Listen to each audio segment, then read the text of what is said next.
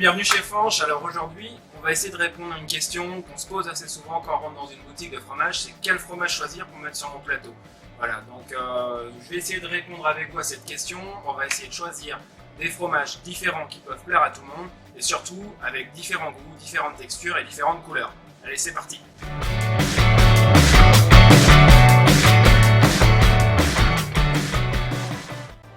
Alors, on va commencer le plateau avec une pâte pressée cuite. Pâte pressée cuite, c'est un comté, un beaufort, des fromages dans ce style-là. Moi, pour mes plateaux, ce que je conseille, c'est de prendre un comté. C'est le fromage d'appellation le plus vendu en France. C'est un fromage qui peut être très fruité et très doux. Donc, il vaut mieux le prendre aux alentours des 16, 18, 20 mois. Du coup, même si on n'aime pas trop le fromage, on peut commencer par ce type de pâte.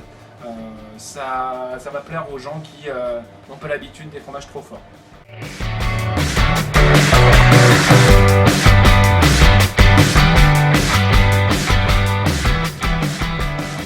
Deuxième fromage sur le plateau, on va choisir un fromage de chèvre. On va varier un petit peu les types de lait. Je vous ai mis juste trois fromages, trois petites pièces qu'on peut retrouver toujours chez les fromagers, c'est commun. On a le Pélardon ici, donc qui vient des Cévennes, fromage très crémeux avec une croûte qui restera un petit peu sur la dent, très fondant. Le crottin de Chavignol qu'on retrouve un petit peu partout, voilà, qui vient du Berry.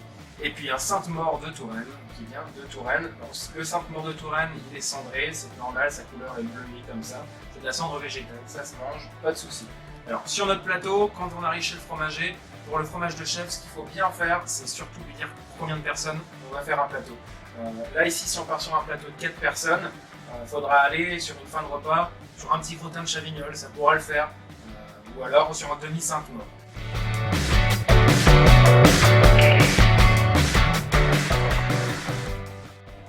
Troisième fromage, on va choisir une tome de brebis, donc on va varier un petit peu. Moi je choisis une tome ici parce que sur le plateau ça va être joli, facile à couper et puis surtout parce qu'on peut les accorder avec des petites confitures.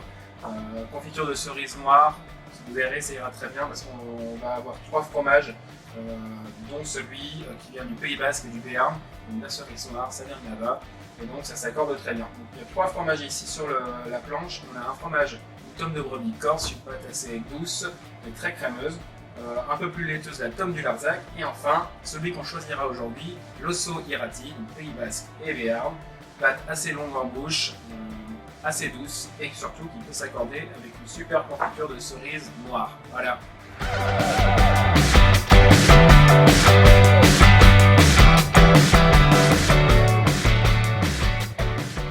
Quatrième fromage qu'on va choisir sur le plateau, ça ne plaît pas à tout le monde, mais par contre il faut en avoir parce que ça fait partie de notre culture française, c'est les pâtes persillées. Donc du coup, pâtes persillées, ça va être tous les types roquefort ou bleu d'Auvergne par exemple comme ici, ça peut être aussi la fourme d'Anvers, ça peut être aussi un fromage anglais, le Stilton, le Shropshire.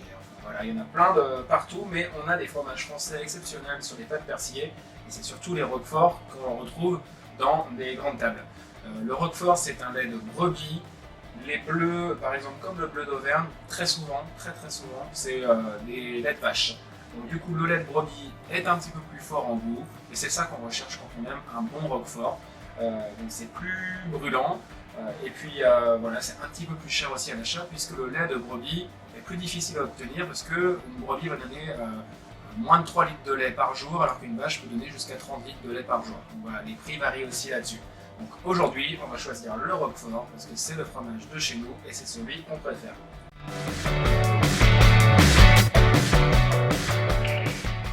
Le dernier fromage qu'on va choisir pour mettre sur notre plateau, ça va être un fromage, une pâte molle à croûte fleurie. On connaît très bien le camembert de Normandie, donc un fromage d'appellation. En appellation d'origine protégée en France, on a aussi le brie de Meaux, le brie de Melun, le Neuchâtel, le Chaours. Et enfin, on a des fromages qui n'ont pas d'appellation, mais qui sont très bons aussi. Je parle par exemple du brie à Savarin qu'on retrouve chez tous les fromagers. C'est un fromage qui vient de Bourgogne, qui est enrichi en crème et qui est super fondant. C'est un de mes préférés. Aujourd'hui, par contre, on va rester sur le brie de Meaux. Je vous explique pourquoi. Juste que le brie de Meaux est un fromage rapport qualité-prix assez exceptionnel. On a des fromages qui ne coûtent pas trop cher, mais qui sont très bons, très fondants, qui vont fondre sur le palais, et puis qui sont jolis sur le plateau. Ça fait des belles parts.